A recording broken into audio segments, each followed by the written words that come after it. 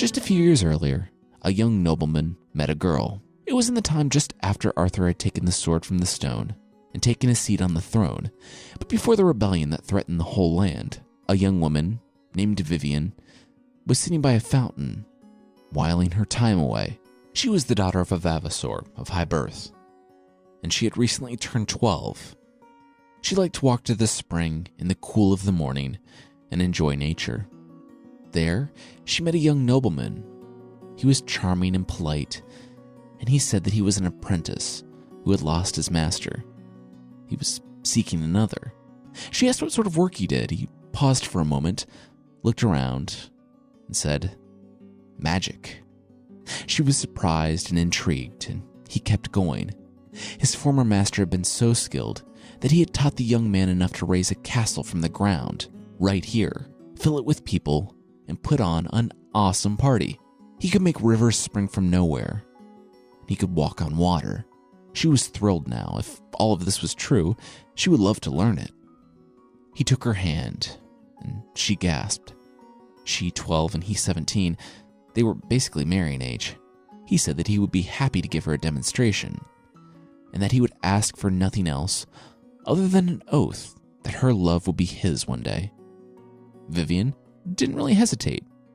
Her love seemed to be a fairly low price. He smiled and waved his hands. For them, the ground rumbled violently, and in moments, a fully formed castle shot up out of the trees in front of them. Water began flowing to their right, and soon a river formed, rushing through the trees. Many more minutes passed, and knights armored in gold and beautiful maidens began coming out of the castle. Minstrels, cooks, and people of all types began pouring out from the walls, and when Vivian blinked, a festival formed around them. She hugged the young man in excitement. She couldn't believe what she was seeing.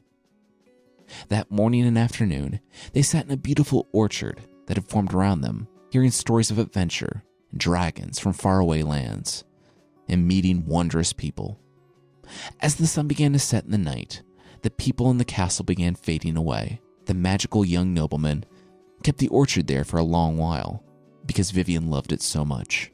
"What do you think of all this?" the young nobleman asked. The girl said that he had done enough to make her his forever. He was amazing. Then she asked if he could teach her these amazing things. He smiled. She hadn't given him a pledge yet. He could teach her all he knew, but she must swear that her love would be his, and her along with it. She must do whatever he asked, whenever he wished.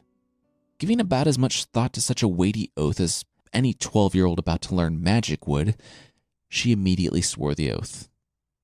Then she heard a twig snap, and suddenly a light shined on them, or her. As soon as the light from the lantern hit them, he was gone.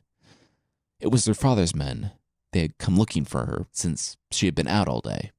She looked around and said aloud that she would be back by the fountain the next day. The boy stood at the edge of the clearing, out of view of Vivian and her father's men.